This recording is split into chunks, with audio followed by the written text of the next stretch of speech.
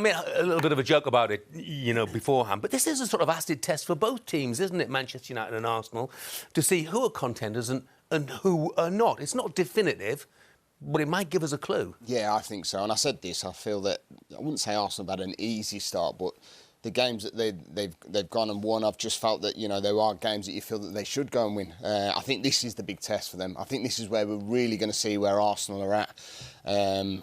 They're coming into the game with such confidence. I think, the players that are playing at this moment in time, I think, I can't not state the signing of Jesus, I think, has been brilliant for them. And they just look like a real force this season. But we'll find out, won't we, if they've toughened up at all, because, they led twice at Old Trafford last season and lost the game. Yeah, and I think, Manchester United are just starting to get a bit of a tune going, aren't they? They've got that confidence behind them, and that's why I feel coming into this game, when we're talking about big clashes, this is going to be a big clash, and we are going to see if Arsenal are certainly going to be contenders this season, because I think they get a result against Manchester United, you have to start thinking, you know what, they're going to be in the mix of things. Yeah. So I do feel this is going to be a big test for both sides. I mean, and it's interesting, Clinton, because we heard from Bukayo Saka. That comes across. I've never met him, but he's a brilliant player. He comes across as a brilliantly nice guy as well. We haven't mentioned him much this season. Is that just because the others have been so good, the others around him? Because he's played pretty well, hasn't he? No, Saka's been good. All he needs, me and Bentley would talk about, he just needs a goal. That's why, and the others have been scoring. Martinelli, Jesus, they've been outstanding. Odegaard, they've been brilliant. But he's part of that front four that are causing all kinds of problems. I like Saka. I think he's brilliant. His interview's brilliant. Looks like a humble boy, and he just wants to improve, and he's learning. I think he's fantastic. That front four caused problems. The rest go and defend, and that four go and cause problems. They've been outstanding so far. But, yeah, Arsenal look good. This is a big game. If Arsenal win this game, I'm not saying they're going to be title contenders, but I'll put my hat out there and say they'll definitely make it into that top four. It definitely sends a message. When you look at the injuries as well, like Zinchenko, Thomas Partey, El Nene, if they can still go there, and they're talking about Odegaard as well potentially being out, if they can go to Old Trafford and get a result with this squad and this team, I think that sends a big message. But as you were saying there about Saka, not scored in 10 games, he needs a goal. Everything else to his game has been fantastic. He's getting the assists, he's going past people, he's creating opportunities. He's just in front of goal that last little bit, getting a little bit overexcited, snatching at things a little bit. But once that goal comes again, he was Arsenal's top goal scorer last season. He is a top player, and I think Arsenal's ambitions this season will show us exactly where Saka ends up in the next couple of years, because he's up for negotiation to his new contract. If Arsenal finish in the Champions League, I think he stays. If not, I think there's going to be some serious questions. I mean, it's interesting you mentioned the injuries there as well. And despite those injuries, they still had Vieira and Smith Rowe and Tomiyasu and Nketiah on the bench, so the squad sort of looks OK. Has Martinelli surprised you this season? Do you know what? He hasn't, but he's just shown a little bit more consistency. I mean, I think we all know the ability was there. He can go past people. He can score goals. He's a really composed finisher. But it's almost like Mikel Arteta sat him down and said to him, listen, you could be better. You could be better than this. If you get a bit of consistency, you're playing my team. And not only is he playing well, he's working really hard. He's creating chances. He's scoring goals. And as Clinton was saying earlier, he is vital to the Arsenal front four in terms of getting goals and scoring and getting this while Arsenal are at the top of the table. So he's surprised me into the level that the consistency, but I'm glad that he's doing that, because he has become vital to this Arsenal Football Club. Benny, do you not think it's with Jesus playing through that more central as a central striker? Yeah. Where you look at Lacazette last season, he was one who wanted to drift in.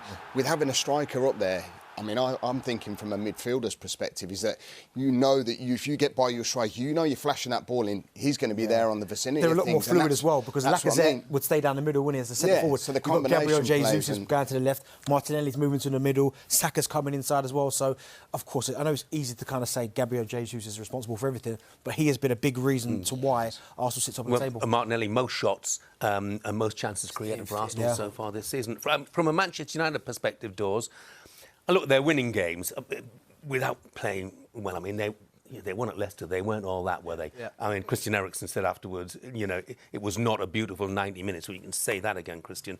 But do you detect a change in attitude amongst the players who are out there for Manchester United? 100%. I really, really do. Winning the last three, and I think that was a start.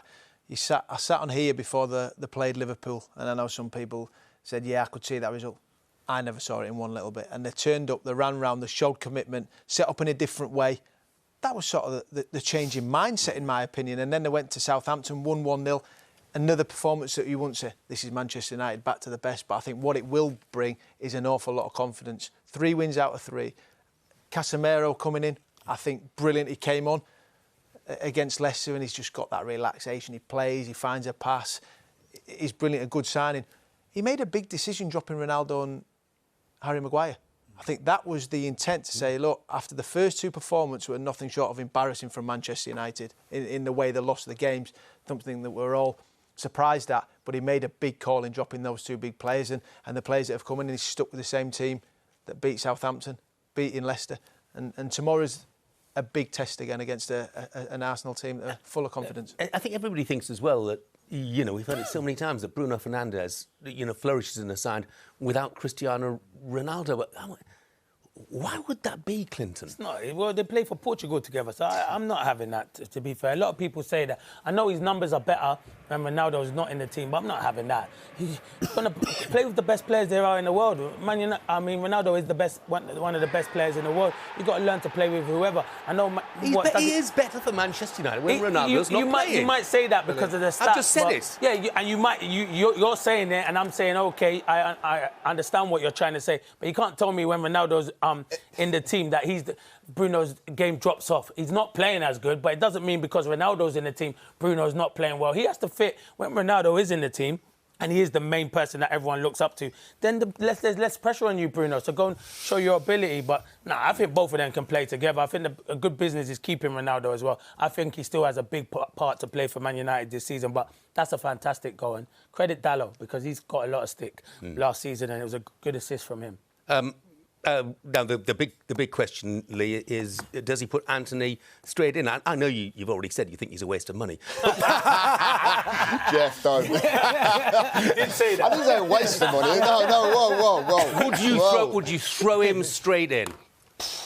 No, I don't think he should. I think he's got to give him that time to sort of address where and how they're going to play. Obviously, he'll know how they're going to play and he'll know what to expect from the manager and the team. So I think he's got to nurture him in. I think you start throwing him in and he doesn't perform and he doesn't hit the ground running.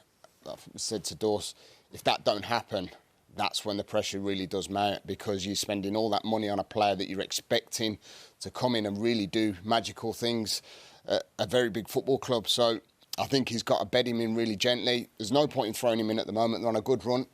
So it'd be foolish to do that. But I think the time will come and Ten Hag will know when the time to throw him in and give him his opportunity. A bit like Sancho, wouldn't it? When they threw him straight in when he first came in. It's taken him probably over a year to kind of settle in the Premier League. We're only now starting to see the best of him. So I think I'm with Lee. Same as Antony. You throw him straight in, gets swallowed up with it, can't adapt to the Premier League. A lot of people calling him a flop. It won't be good, would it?